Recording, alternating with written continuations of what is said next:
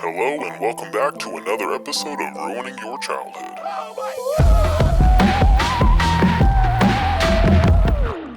Welcome back to another episode of Ruining Your Childhood, one sculpt at a time. For this week, I went down to the comments to see what characters you guys have been patiently asking me to make, and there was one in particular that I kept seeing pop up that I've actually been wanting to sculpt for quite some time. So today we're going to be sculpting a cynical, alcoholic super genius that quite possibly might be the smartest man in the universe. And that's right, guys, today we are going to be sculpting Rick Sanchez. First off, I just want to say thank you to everyone who has been leaving comments suggesting characters for me to sculpt. I genuinely try to read through every comment, and a vast majority of the sculptures I've made so far have actually been comments from you guys. So if there's a character that you have been dying for me to ruin, please leave a comment down below of who that might be, and who knows, you might in a future video get a little bit of a shout out. Anyway, now that we have established the basic structure of his head, for those I just took a pre-baked ball of clay that I sliced in half, and once those eyes were in their proper position, we could go ahead and start adding his eyelids. I took a few flattened out strips of clay, laying those over top of the eye, then I go in with my silicone sculpting tool to begin to blend those in and give the upper eyelid a little bit more shape. Now the facial expression that I'm trying to give Rick is that classic mildly annoyed / I'm in the middle of a hangover, but yet I still have to fix one of Morty's problems. So for this we're going to be making sure that we build up his lower eye bags quite a bit. And for this I'm just taking these little round C cutouts of clay that I'm just going to be laying underneath the eye, then blending those in. Just really making sure I keep those shapes intact. Pretty happy with how those eye bags were looking so far, so we could go ahead and go onto his upper eye ridge. For this, I just went ahead and prefabricated this little chunk that we're going to be sticking on top of his face here. Those little cutouts are just to help outline the eyes, and then I just go around with my dirty phalanges and this little silicone sculpting tool just to blend everything in. And I was pretty happy with the thickness of his brow ridge, so we can move down to his nose. Now in the cartoon, Rick's nose kind of resembles more of a skin tag than it does an actual nose, but for this we're going to try to make his nose look slightly more realistic. I'll start things off with this little chunk of clay, forming into this little triangle shape, and then I'm just going to do a little size check, and then once I was happy with how that looked, we could go ahead and apply that to the face, blending it in, and then I could go in with this very small ball stylus to start to poke in his nostrils and also give his nostrils a little bit more shape on the outside. I was pretty happy with how the nose was looking so far, so I am going to go ahead and pause there while I start to add some detailing to his face. Pretty much just focusing on the upper section. This is going to help give me a little bit more of an understanding of how the rest of his face is going to look. Moving down to the lower section of his face, we can go ahead and start establishing where his mouth is going to go, and for this I'm just going to be actually drawing those little wrinkles that go along the side of the mouth up into the nose. This helps me just to kind of get a better understanding of how his mouth is going to look and also where the placement of it should be. So once I'm done using that little wedge-shaped sculpting tool to draw on those wrinkles, we can then start to map out his mouth. Now, like I said, we are going to be going for that kind of straight face that he has, so we are just going to be making pretty much a straight line, just curving it down at the end. Then I go in with this silicone sculpting tool to kind of build up his lower lip.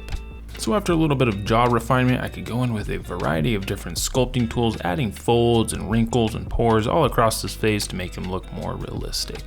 While I'm stabbing and prodding at his face, I just want to say thank you guys so much for checking out the video so far. I hope you all are enjoying it. If you guys are, I'd really appreciate it if you can hit the like button. And if you're new here, I'd really appreciate it if you can hit the subscribe button, because we have lots of fun here. Anyway, now that his face is all wrinkled up and aged, we could go ahead and add his ears. To start things off, I took a little chunk of clay, rolling it out into this little tic-tac shape. Taking my X-Acto knife, I slice that in half, then taking one of those halves, I go in and smash it flat and then start to give it a little bit of a ear shape. And once I was happy with the size and shape of this ear, we could go ahead and stick that onto the side of the head. Then going in with a very small ball stylus, I'm going to be adding some inner ear detail. Went ahead and mirrored the exact same thing on the other side. And with that, I'm pretty satisfied with the head, so we can go ahead and pop it in the oven. And with Rick's head back from the oven, we could go ahead and flip him over, revealing his hole.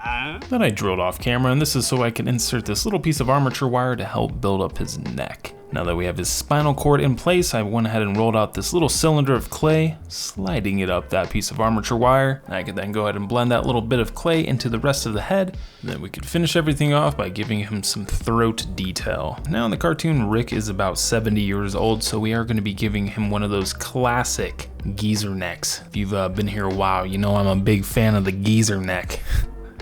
Nice and stringy. Anyway, now that his throat is done, I did go ahead and pop it in the oven. That way we don't accidentally lose the shape.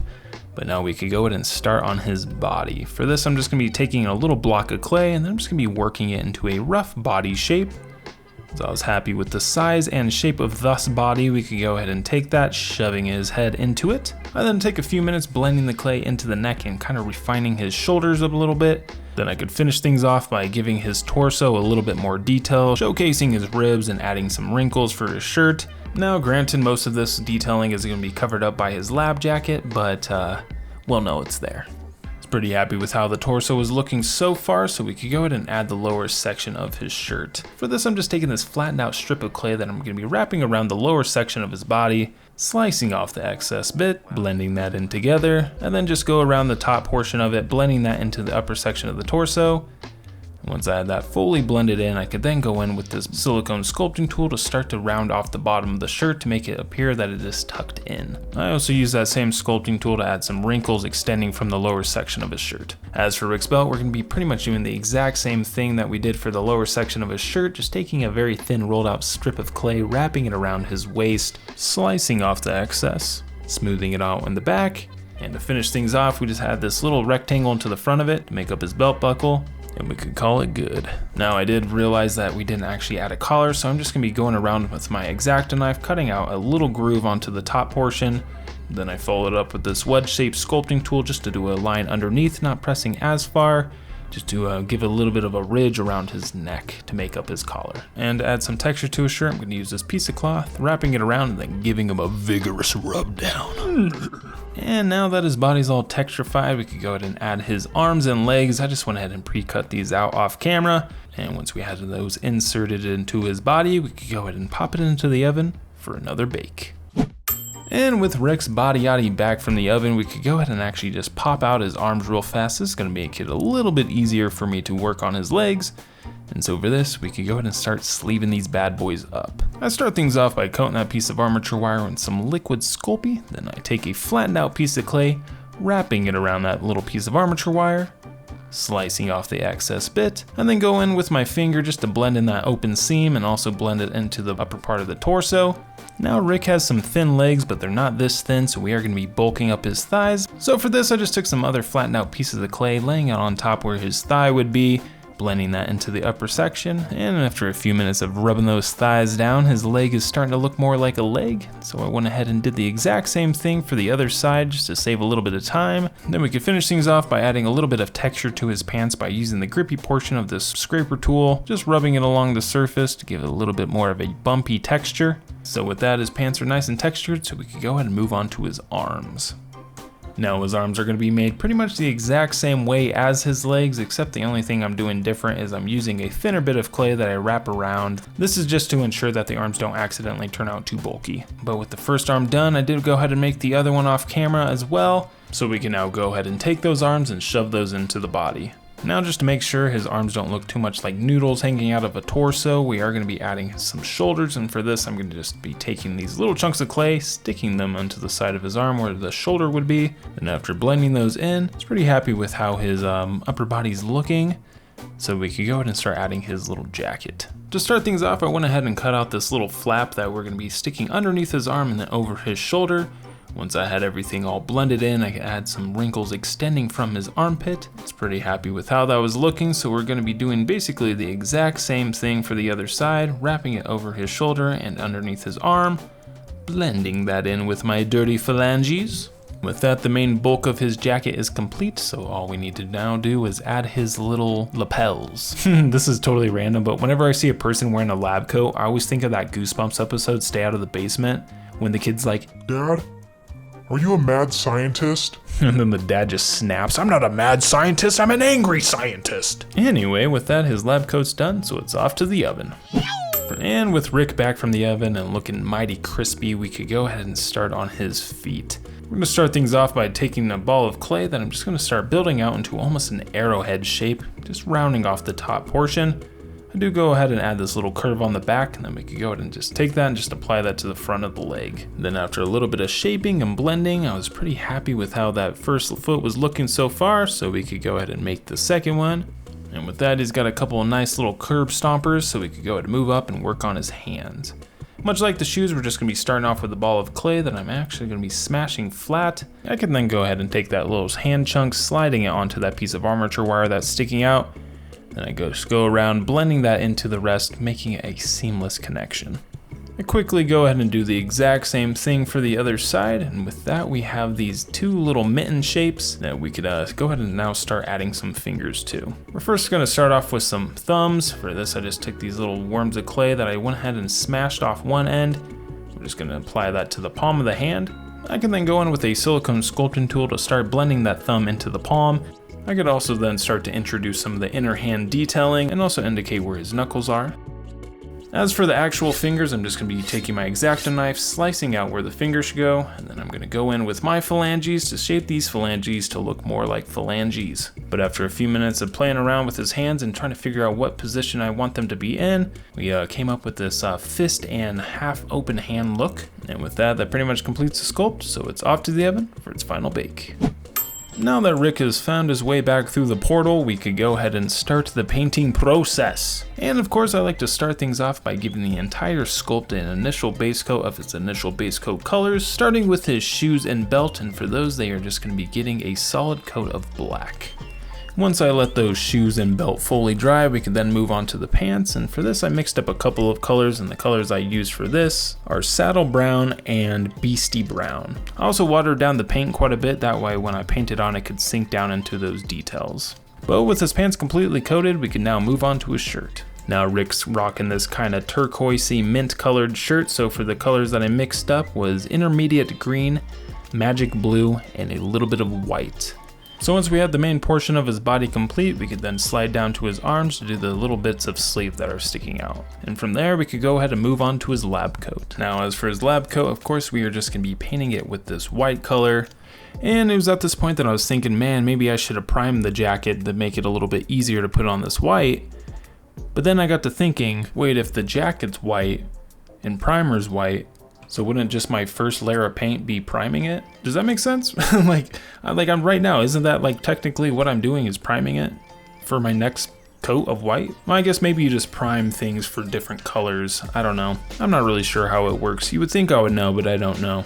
But anyway, now that the jacket is done with a couple layers of paint, we could go ahead and start working on his flesh. Now we're going to be going for more of a pale color, so for this I went ahead and mixed up some unbleached titanium and then did about a 50-50 split of that and some of this color called dark flesh, which is kind of this yellowish tone, and then I added a slight bit of blood red just to give it a little bit more life. When I'm also painting the flesh, I like to water down the paint significantly, and this really helps me to retain a lot more of the detailing and helps to get rid of a lot of those paintbrush marks. But with that, his flesh is looking pretty good, so we could go ahead and finish things off by painting his eyes with an off-white color called parchment.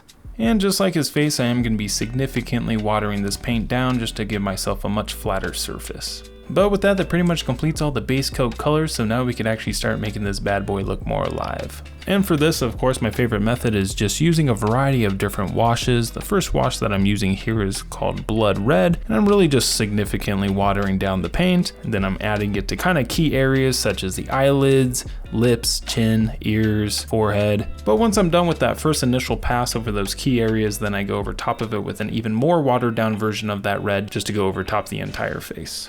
And once I let that red completely dry, I could then go over top of it with this very watered down blue wash. I'm just going to be going over pretty much just the lower section of his face. This does a really good job of making it almost look like he has a 5 o'clock shadow going on. And to finish off the face, I'm going to be using this crimson red wash, just going over some highlighted areas. The difference between this one and my blood red is it kind of has more of a purplish tone to it, especially when you water it down. So after going over some of those key areas, his face is pretty much done, so now we can move on to his eyes. I am going to be using that same crimson red just to go over top of the eyes to make them a little bit more bloodshot. Now I do know in the cartoon that he just has black pupils, but I am going to be using some artistic liberty here and give him some colored eyes. I felt like blue eyes would kind of match his hair best, so I am going to be using this dark blue for his eyes, and then we could finish things off by using this very small ball stylus to kind of poke in his pupils. And with that, his eyes are looking pretty good, so now we could go ahead and start working on his clothes. I'm going to just start things off by painting his shirt with this black wash, letting it really sink down into all that detail. As for his pants, I'm going to be using that exact same black wash, also letting it sit on there for a few seconds, letting it sit down into all those little details. And once I let the pants fully dry, I then go back over top of it with a much lighter version of that initial color just to kind of dry brush over top of his knees and thighs just to make his pants look a little bit more worn. As for his lab coat, I kind of wanted to grime it up just slightly, so I'm going to be going over top of it with a color called Bone White. I'm kind of just haphazardly slapping it on top and just letting it sit into all the little details that I added. And to finish everything off, all we need to do is paint his belt buckle gold. And with that pretty much completes the painting process, so we can now start adding a little bit more detail, such as glossy eyes. For this, I'm going to be using this UV resin. I'm just doing a little dot on the eye, and then I go in with this little stir stick here to kind of push it around, hitting it with that UV light to seal it up. I went ahead and did the exact same thing for the other eyes, and now that his eyes are all glossy, we could go ahead and start adding his throw up or drool. You know, I'm not entirely sure what that is coming out of his mouth, but it's disgusting. It's nasty. So for this, all I'm doing is using that same UV resin, except I'm mixing in some lime green paint. And then once I have it into the position that I was liking, I just go ahead and hit it again with that UV light. He's looking pretty good, so we can now move on to his hair. As for the hair, I'm using this blue yarn that I combed out, and then I'm going to be using this stuff called Fabric Fusion to glue it onto the head. I do go into a little bit more detail on how I make the hair on my Krusty the Clown video if you haven't seen that yet, but kind of shows you how I actually comb these little bits out. But all I'm doing here is applying some Fabric Fusion, and then I'm taking these little tufts that I cut off, kind of twist them into these little triangle shapes, and then I just stick those on. And to finish everything off, all we need to do is add his signature unibrow. So after adding a little dab of glue to the center of his face, we could add that tiny little unibrow. And with that and a little bit of off-camera detailing, we're onto those JCPenney glamour shots.